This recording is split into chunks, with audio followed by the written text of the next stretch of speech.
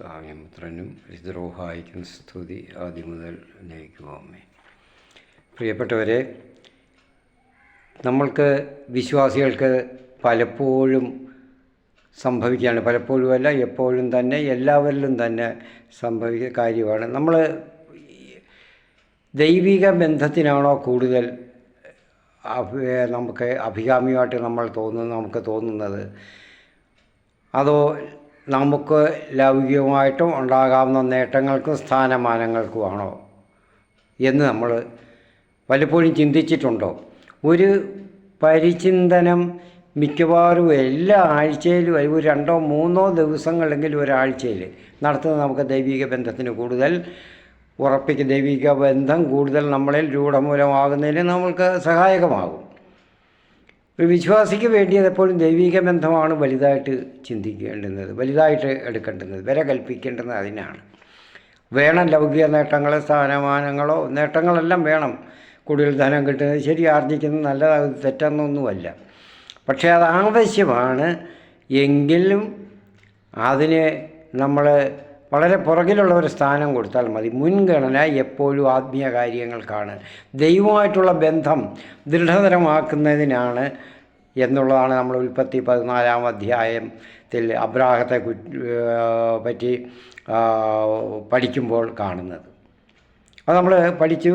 ആർക്കെങ്കിലും തോന്നിയിട്ടുണ്ടോ എന്ന് അറിഞ്ഞുകൂടാ, ആരെങ്കിലും അത് മുഴുവനായിട്ട് കേട്ടോ വീഡിയോ എന്ന് ശ്രദ്ധിച്ചോ എന്ന് അറിഞ്ഞുകൂടാ. കാരണം ഉണ്ടാകാവുന്ന നേട്ടങ്ങളെല്ലാം അവിടെ നിസ്സാരമായിട്ട് തള്ളി പിതാവായ അബ്രാഹാം.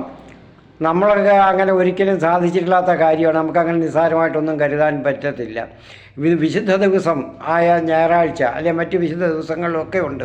അന്ന് ദിവ്യബലി പോലും മുടക്കി നമ്മൾ കൂടുതൽ നേട്ടം, കൂടുതൽ ശമ്പളം കിട്ടും, അല്ലെങ്കിൽ കൂടുതൽ ജോലി വേറൊരു കാര്യത്തിന് പോയാൽ അവിടെ കൂടുതൽ നേട്ടങ്ങളുണ്ടാകും എന്നതിന് ഞായറാഴ്ച തന്നെയാണ് പറ്റിയത് എന്നും പറഞ്ഞ് നമ്മൾ പോകുന്നവരാണ്, നമ്മൾ ഉപയോഗിക്കുന്നവരാണ് നമ്മളെല്ലാവരും തന്നെ.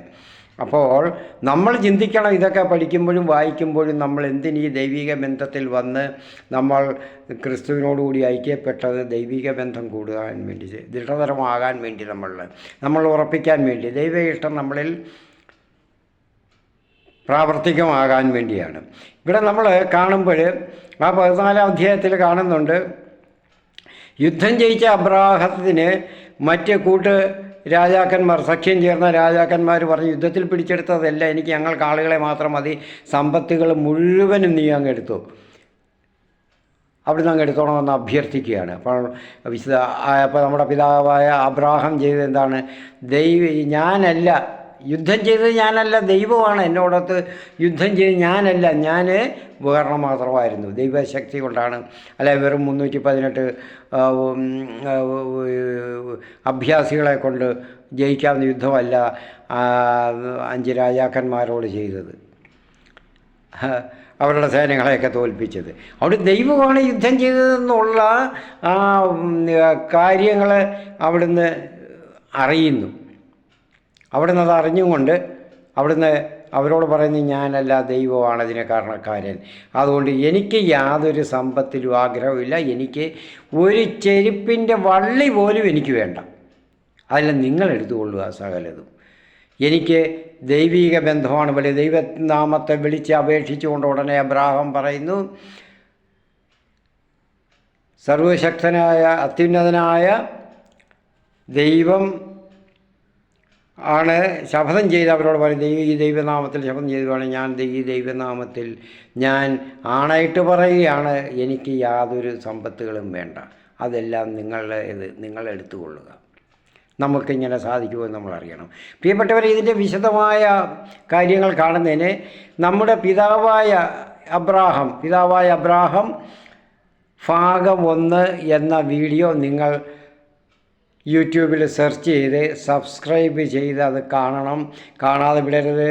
കാണാതെ പോയാൽ വലിയ നഷ്ടമാണത്. കാരണം നമ്മളത് മനസ്സിലാക്കണം, നമ്മുടെ ആത്മീയ ബന്ധം, ദൈവമായിട്ടുള്ള ബന്ധം എത്ര ദൃഢതരമാണ് എന്നുള്ളത് നമ്മൾക്ക് മനസ്സിലാകാൻ ആ വീഡിയോ മുഴുവനായിട്ട് നിങ്ങൾ കാണുക, മറ്റുള്ളവർക്ക് അയച്ചു കൊടുക്കുക. അത് സബ്സ്ക്രൈബ് ചെയ്ത് കാണാനും കൂടെ മറ്റുള്ളവരോട് അത് ഉപദേശിക്കുക. ആമീൻ. ദൈവനാമത്തിന് മഹത്വം ഉണ്ടാകട്ടെ.